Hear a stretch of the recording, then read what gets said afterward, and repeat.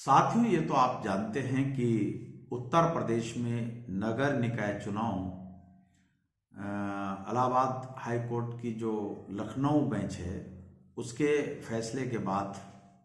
टल गए हैं और चुनाव संभवतः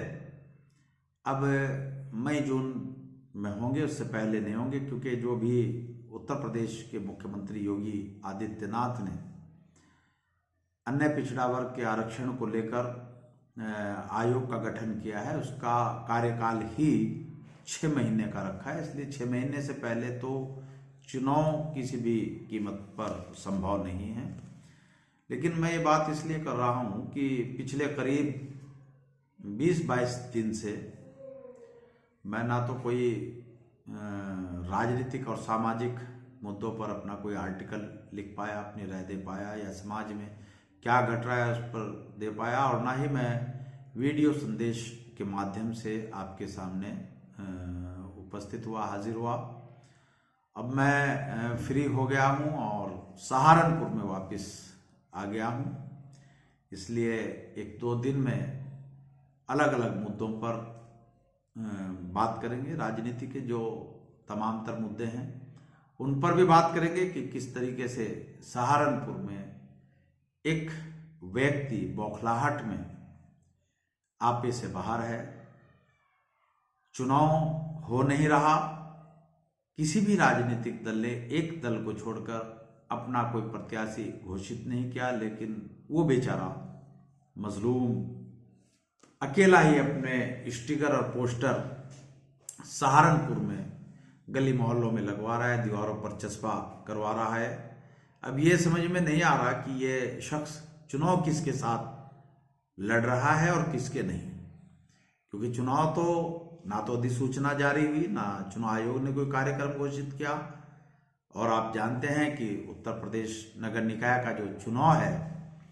वो चुनाव कोर्ट के फैसले के बाद करीब 6 महीने के लिए टल गया। लेकिन उसके बावजूद आज मैं सहारनपुर में जब निकला तो बहुत सारे गली मोहल्लों में, सड़कों पर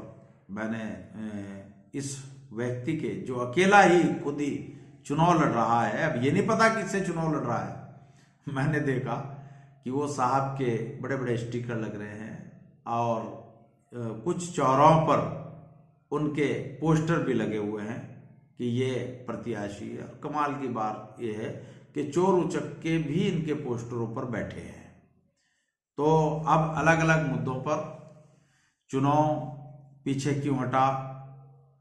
सरकार ने अन्य पिछड़ा वर्ग के आरक्षण की खातिर जिस आयोग का गठन किया, 6 महीने का कार्यकाल उसका क्यों रखा, इलाहाबाद हाई कोर्ट की लखनऊ बेंच के कोर्ट के निर्णय का पिछड़े वर्ग पर क्या असर पड़ा, इससे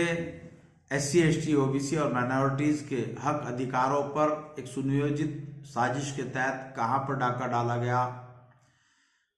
अकेले बाबा साहब ने संघर्ष करके, लड़ झगड़ कर, घोर यातनाएं झेलकर जिस व्यवस्था को लागू करके हमें हमारे हक अधिकार दिलाए, उस पर बड़े बड़े नेता होने के बावजूद, बड़े इंटेलेक्चुअल लोग होने के बावजूद किस तरीके से उन पर हथौड़ा चलाया जा रहा है और समाज खामोश है। अन्य पिछड़ा वर्ग के आरक्षण को लेकर वो कौन लोग हैं जिन्होंने कोर्ट में याचिका दायर की, और जज कौन है, यानी याचिका दायर करने वाले, निर्णय देने वाले कौन है, अखबारों के माध्यम से उसका पोस्टमार्टम करने वाले कौन लोग हैं। इन तमाम मुद्दों पर इसका समाज पर क्या असर पड़ेगा, किसके हक अधिकार प्रभावित होंगे, संविधान की अवमानना कहां पर की गई है, इन तमाम मुद्दों पर मैं एडवोकेट इंतखाब आज़ाद आपसे बिंदुवार बात करूंगा। पहले की तरह मेरे संदेश आप तक पहुंचते रहेंगे। मैं क्योंकि बहुत करीब 20-22 दिनों से कुछ पारिवारिक मामलों में और बाहर रहने के कारण निष्क्रिय था, मैं आपके सामने नहीं आ पा रहा था, तो अब तमाम मुद्दों पर आपसे बात होगी। आपने मेरी बात को ध्यानपूर्वक सुना, उसके लिए आपका बहुत बहुत शुक्रिया, धन्यवाद। साथ ही मैं एडवोकेट इंतखाब आज़ाद आपसे भी दरखास्त करूंगा कि आप हमारे लोकप्रिय चैनल यूट्यूब चैनल तहलका एक्सप्रेस को भी अपने मोबाइल में सब्सक्राइब करते हुए हमारी बात को आगे बढ़ाने का कष्ट करें। जय मूल निवासी, जय संविधान, खुदा हाफिज।